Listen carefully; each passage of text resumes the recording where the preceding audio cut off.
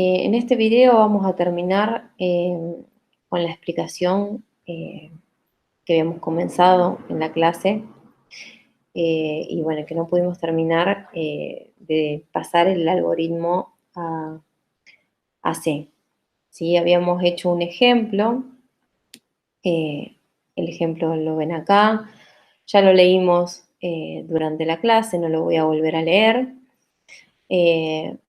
Pero quédense tranquilos que tanto el enunciado del ejercicio como el archivo que están viendo acá con todo el análisis que yo les expliqué durante la clase y el pseudocódigo que está aquí debajo, lo vamos a subir para que ustedes lo tengan, ¿sí? Como ejemplo.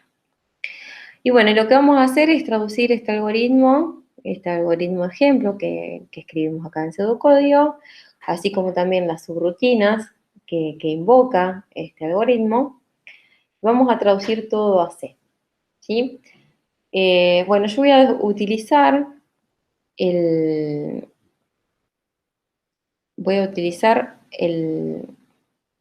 compilador online, Replit, ¿sí? Es el compilador que le proponemos usar a ustedes en caso de que ustedes no puedan instalar el CodeBlocks, ¿sí? El compilador, el programa para desarrollar el código C y compilar, ¿sí? Que pueden instalar en sus computadoras, pero si no pueden instalarlo, pueden usar este que es online, ¿sí? Fíjense que acá tenemos, yo acá tengo un archivito que se llama main.c. Acá copié el enunciado del ejercicio para que lo tengan aquí también. Y aquí abajo estoy escribiendo el código, ¿sí? Yo ya llené algunas cositas que les voy a ir leyendo después. Luego también tengo un archivo ventas.dat, que va a ser el archivo que vamos a usar para obtener los datos de las ventas. Los datos de entrada van a venir de este archivo. Y después vamos a generar otro archivo que se va a llamar totales.dat, que cuando lo ejecutemos, usando este run que aparece acá, este botoncito, sirve para correr el programa que nosotros escribimos en el archivo main.c, que si no tiene errores, vamos a ver acá que nos aparecen las salidas en pantallas que tengamos previstas, ¿sí? Cuando corramos el archivo, el programa, en este caso, tal como nos pide el ejercicio, se nos va a crear un archivo acá y va a aparecer que se llama totales.dat. Bueno, vamos a empezar con la traducción. Esperen que voy a poner una pantalla al lado de la otra para que vayamos viendo cómo hacemos la traducción. Bien, fíjense, una de las primeras cosas que tengo en el archivo main.c es la librería, ¿sí? Escribo este include stdio.h, es la librería de entrada-salida estándar input-output. Es en esta librería que se encuentran implementadas las funciones scanf, printf y las que vamos a usar ahora para la manipulación de archivos, ¿sí? Es importante que no nos olvidemos de incluir esta librería. Bueno, como ven en el pseudocódigo nosotros habíamos escrito el algoritmo ejemplo y a continuación aparecían las subrutinas debajo. En C esto no es posible, ¿sí?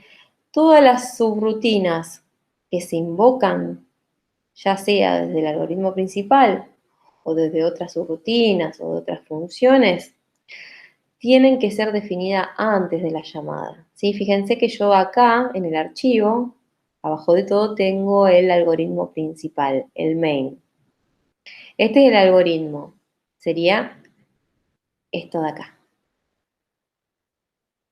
El algoritmo principal en C siempre se llama main. En este caso, main decimos que es una función que no toma parámetros, por eso son los paréntesis vacíos, y devuelve un entero. ¿Qué entero? Bueno, nosotros vamos a poner return 0. Este 0 va a significar que la ejecución terminó correctamente.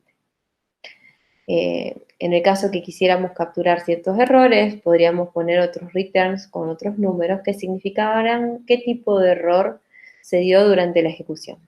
Pero bueno, nosotros no vamos a hacer ese tipo de manipulación durante el curso, así que vamos siempre a, cuando querramos escribir un algoritmo principal en C, escribir int main, entre paréntesis vacíos, abrimos llaves, y antes de cerrar las llaves el return 0. Eso va a estar siempre. Y luego vamos a tener lo que tenemos dentro del pseudocódigo.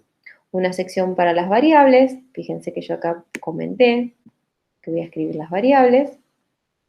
En C hoy por hoy no es obligatorio definir todas las variables arriba de todo, en el algoritmo, ni en las rutinas o las funciones, pero es una buena práctica hacerlo para tener en claro cuáles son las variables que se manejan dentro del algoritmo, su rutina o función. Entonces vamos a hacer eso siempre, vamos a poner una pequeña sección de variables y luego vamos a partir de este comentario de inicio, vamos a poner el cuerpo. Fíjense en este caso, es muy similar el pseudocódigo con el algoritmo en C. Recuerden que si queremos declarar variables de tipo real, en C se llama float. Y fíjense que la declaración de matrices es exactamente igual.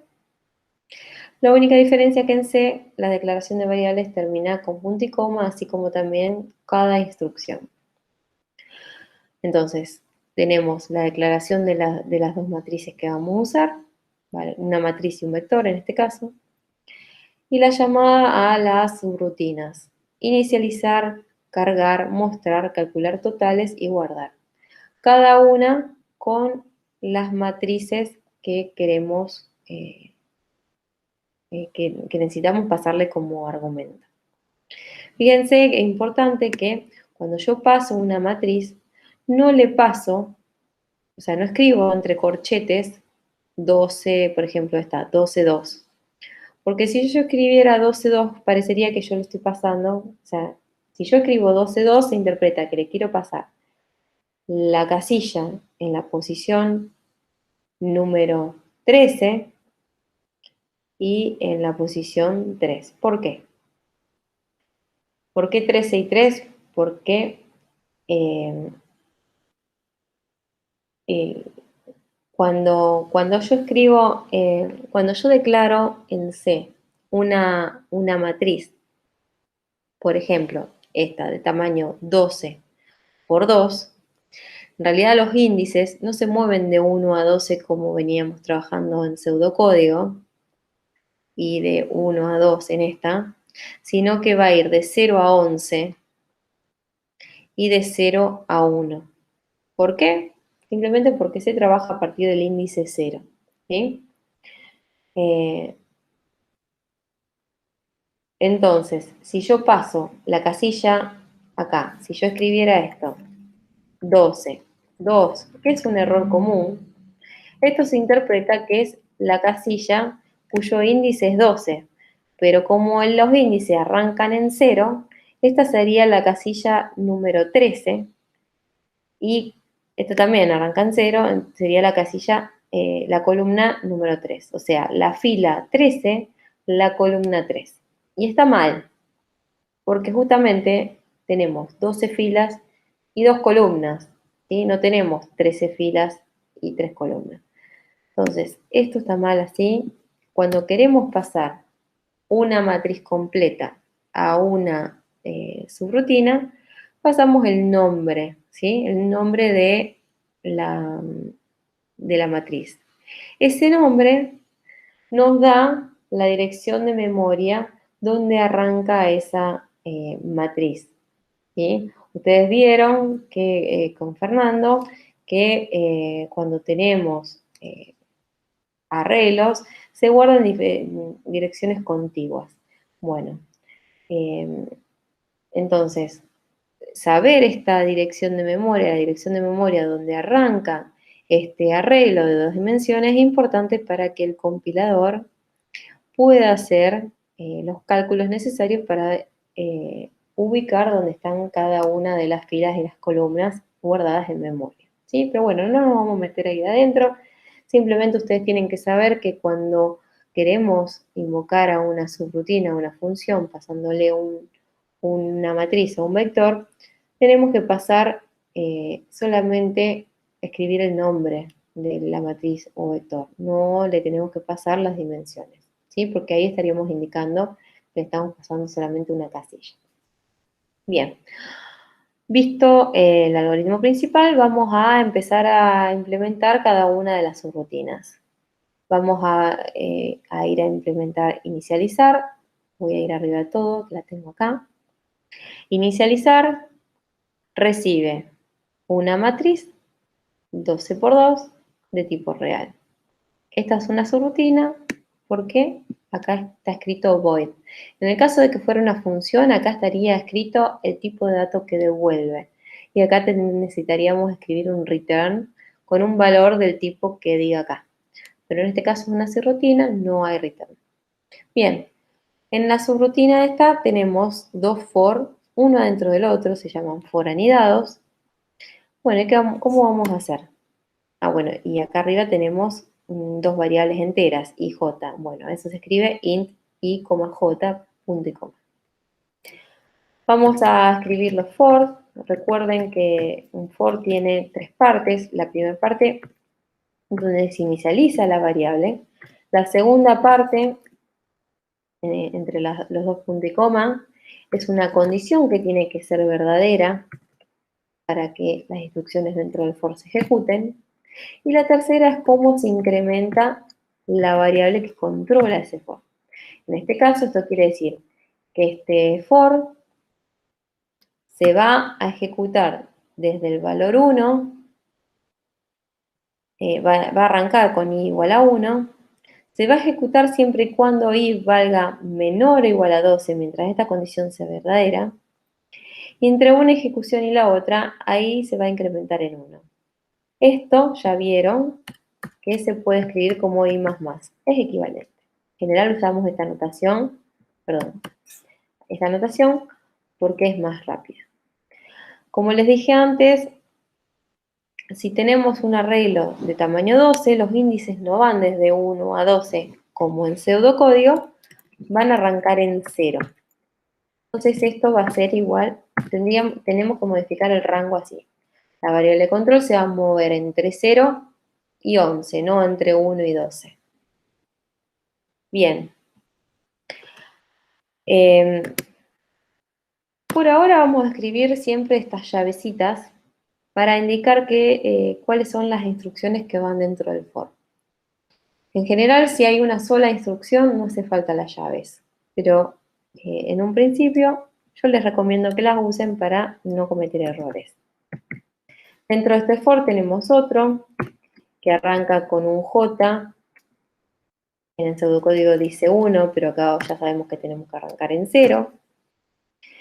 Y mientras J sea menor estricto a 2, ¿sí? O menor o igual a 1, es equivalente. ¿Por qué? Porque el tamaño o sea, la cantidad de columnas son 2. O sea, puede valer 0 o 1, no otro valor. Y ponemos J más más. También podemos abrir llaves y cerrarlas. En este caso no haría falta, pero las voy a dejar. Y vamos a traducir esta asignación, ¿sí? Esta asignación SIJ, que la asigno 0, se escribe SIJ igual 0. La asignación en pseudocódigo se convierte por el símbolo, se escribe con el símbolo igual, un solo igual. Entonces, estos dos for anidados lo que hacen es inicializar a 0 este parámetro S, ¿sí? Que es una matriz de 2 dimensiones de tamaño 12 por 2. Estas llaves no son necesarias, yo las voy ahora a borrar. Ustedes las pueden dejar, pero bueno, como no son necesarias, yo las saco. Pero ustedes déjenlas si les resulta más claro. Bien, ahora vamos a pasar a la subrutina que se encarga de la carga de los datos en la regla.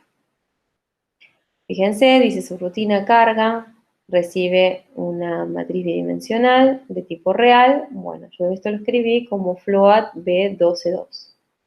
Las variables de tipo entera se declaran con int, de carácter se declaran como char, de tipo real se declaran como float, y la variable que se va a encargar de la manipulación del archivo, que usamos este tipo de datos file asterisco, y vamos a definirla como, vamos a ponerle el mismo nombre, vamos a ponerle f.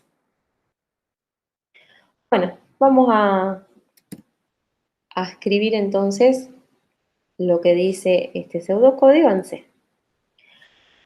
El abrir en C se hace así. Es f, usamos la variable de tipo archivo, usamos la función fopen y tenemos que pasarle el nombre del archivo. El archivo se llamaba ventas.dat y tenemos que indicar cómo vamos a abrir ese archivo. En este caso, en modo lectura, R, de read. Y después tenemos un repetir mientras. El repetir mientras en C es while y la condición es not end of file f. Bueno, el not se escribe con el signo de exclamación. La función end of file es f, eof, y entre paréntesis le pasamos la variable f, que es la que está encargada de apuntar a este archivo, o sea, la que me mantiene el vínculo con el archivo ventas.dat, que me va a servir para leerlo.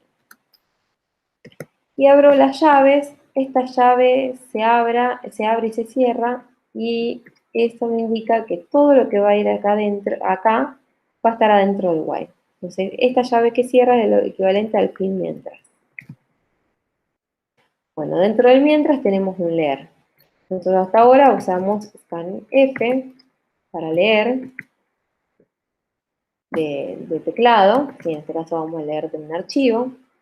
Pero bueno, ya habíamos visto que para leer el teclado necesitábamos decir el formato de los datos. En este caso, el primer dato que vamos a leer es el día, que es un entero. Luego vamos a leer otro entero que es el mes. Luego un carácter, por %C. Luego un entero. Y por último, un real. ¿Sí? Son los datos que estamos leyendo acá. ¿En qué variables voy a leer cada dato?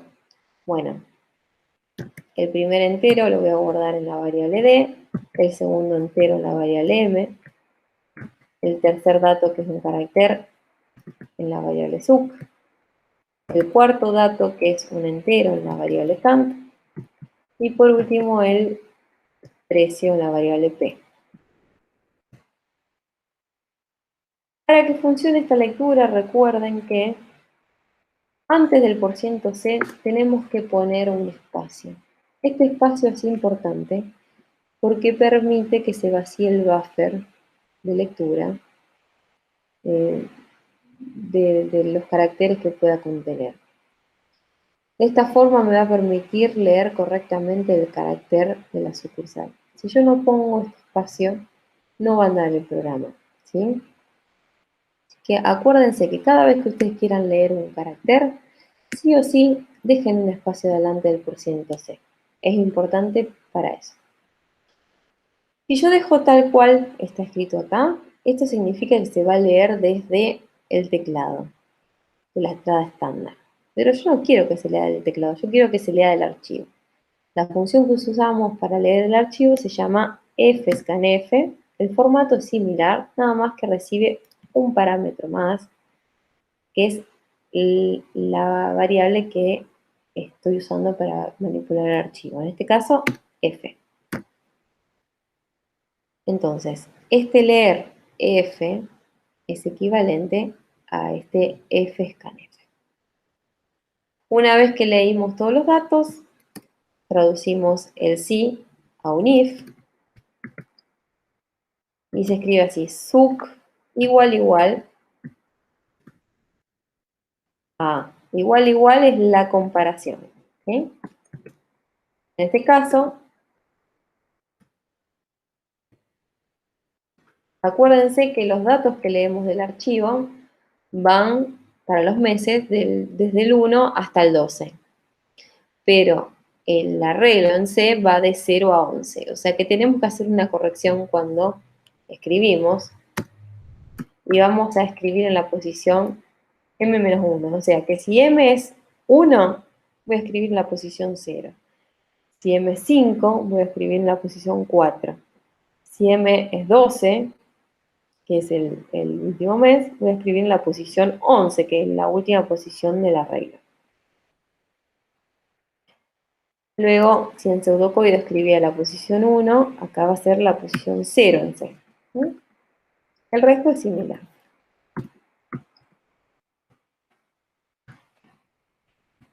Más Kant por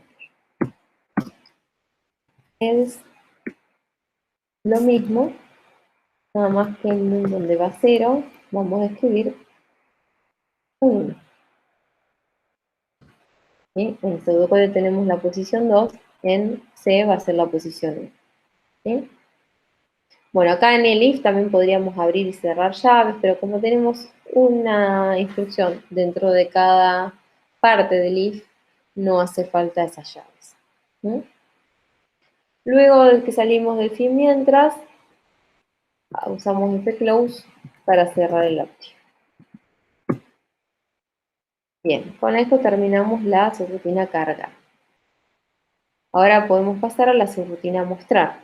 Mostrar recibe una matriz de tamaño 12 por 2 de tipo real, tal como decía acá en pseudocódigo, y tenemos, fíjense, un repetir para de i de 1 a 12.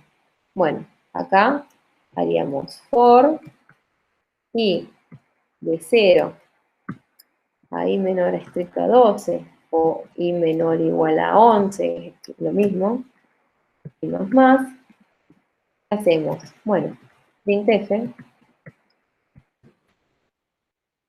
el printf tenemos que poner todo el cartel con los formatos de datos que van dentro. Entonces el cartel va a decir mes por ciento de, o sea, mes i, sucursal a, dos puntos, por ciento f, sucursal b, dos puntos, por ciento f, y pongo un barra n para que baje a la línea de abajo, ¿sí? Bueno, fíjense que en este cartel que se va a imprimir, que va a decir mes, sucursal A, sucursal B, hay datos, un entero, un real y un real. ¿Cuáles son esos datos que queremos que aparezcan ahí? Bueno, el entero es i. El primer real, ¿qué sería? C, I, 1. O sea, C, I, 0. Y el segundo sería C, I, 1 en vez de 2. ¿Sí? Fíjense que acá donde dice 1 va 0, donde dice 2 va 1. El i lo pongo igual acá porque el rango es de 0 a 11. Ah, tengo que hacer una corrección. El mes no es i, porque el i arranca en 0, no existe el mes 0. En realidad sería i más 1. Cuando i valga 0, lo que voy a estar representando es el mes de enero, 1. Cuando el i valga 1, en realidad lo que voy a estar representando es febrero, el mes 2. ¿Sí? Entonces tengo que hacer esta corrección porque fue lo que hice cuando ajusté al revés. Cuando leía un mes estaba 1, bueno, acá ahora tengo que sumar para que se me muestre bien el cartel con el mes que corresponde. Bueno, esperen que no sé qué pasó, se perdió la conexión. Bueno, ahí volvió. Con esto terminamos la subrutina mostrar. Ahora vamos a pasar a la subrutina calcular totales, que recibe la matriz y el vector, ¿sí? Fíjense que adentro tenemos una variable entera i, y adentro tenemos un repetir para, de i de 1 a 12. Bueno, esto es similar a lo que veníamos haciendo, va a ser un for de i de 0 menor estricto a 12, y más. Y vamos a decir que t de i va a ser igual a s y 0 más s y 1. ¿Sí? Presten atención a los índices. ¿No? Esto es importante, porque si no se pueden ir de rango. Si se van de rango, van a tratar de acceder a una memoria que no es del vector con el que están trabajando y puede traerles problemas. Bueno, esta es la subrutina calcular totales, es simplemente repetir para, muy simple. Y ahora vamos a hacer la subrutina guardar. La subrutina guardar, vamos a trabajar con otro archivo. Fíjense que el archivo lo teníamos que abrir. Bueno, vamos a hacer lo mismo que antes. Vamos a hacer f igual fopen. Vamos a pasar el nombre del archivo, que se llama totales.dat, pero en este caso lo vamos a hacer abrir con una W, el modo W, que este quiere decir write. ¿Qué pasa si yo abro un archivo con en este modo? Si no existe, se va a crear. Y si existe, va a borrar el contenido y me va a permitir escribir nuevamente. Bien, ahora tenemos abierto el archivo. Lo que hacemos con un for desde 0, mientras sea menor estricto a 12, ¿qué vamos a hacer? Vamos a imprimir, o sea, vamos a escribir en el archivo. Queríamos escribir en pantalla, hacíamos un printf. El printf, podríamos, para escribir lo que pusimos acá, sería mes, %de, total ventas, %f. Este en este porciento de iría el número del mes, que sería i más 1, acuérdense de la corrección que tenemos que hacer, y total venta sería t de i. Esto me imprimiría en pantalla, pero yo quiero que se imprima, que se escriba en el archivo. Entonces tengo que usar, en vez de la función printf, fprintf, y tengo que pasarle un argumento más a esta función, que es la variable que está apuntando, me sirve de vínculo con este archivo que abrí. Una vez que terminó este repetir para, que acuérdense, si quieren pueden encerrar las instrucciones dentro del para entre llaves. En este caso no eran obligatorias porque tenemos solamente una única instrucción. ¿Sí? Y por último, cerramos el archivo fclose. Bien, con esto terminamos de implementar todas las subrutinas que usamos. Quizás fui muy rápido, ustedes pueden volver a ver el video, van a poder acceder a este código porque este código se los voy a dejar disponible. Esta es la dirección donde pueden acceder a este código que estoy viendo acá. Entonces, si no lo llegan a leer, no se preocupen que después se lo vamos a pasar. Bien, tenemos acá, voy a abrir la pantallita para ver qué pasa con el del programa. Fíjense que acá tengo el archivo de ventas con los datos que creé, son poquitos. Ustedes pueden agregar líneas al archivo siempre y cuando respeten los datos en el orden en que van. Si yo aprieto acá en Run, me lo va a compilar y me lo va a ejecutar si todo va bien. A ver, vamos a ver qué pasa. Ah, me faltó un punto y coma. Fíjense en la línea 63. No, 56, perdón. Acá. Bien. Bueno, ¿qué pasó? Apreté Run, no hubo otro problema, se ejecutó. Esto que me mostró para cada uno de los meses del año, me mostró las ventas de cada sucursal, que era lo que pedía el ítem 1. El ítem 2 me pedía que calculara el total de las ventas para toda la empresa, o sea, sumando las dos sucursales, y que lo grabara en un archivo, totales.dat. Fíjense que acá apareció otro archivo, que antes no estaba, donde, ¿qué pasa? Están, fíjense si abro mejor, donde aparecen los datos de las ventas. Ah, fíjense, no aparece en una línea abajo de la otra porque me olvidé de agregar el, el barra N. Voy a volver a ejecutarlo y voy a agregar el barra N en el guardar, acá. Este barra N significa que una vez que escribe esta línea, que baje a la línea siguiente para escribir. Y como hicimos acá, fíjense que se escribe una línea y baja. Entonces queda más prolija la información. Que hiciéramos entonces que pase lo mismo en el archivo, porque acá está todo mezclado, ¿sí? Primero el mes 1 termina y automáticamente se escribe el mes 2. No, yo quiero que el mes 2 aparezca abajo. Bueno, voy a volver, fíjense que el archivo ahora existe. Voy a volver a ejecutar el programa. Y fíjense, el archivo se volvió a crear, ¿sí? Se borró la información y se volvió y se escribió la nueva información de manera más linda, ¿sí? Poniendo el barra N.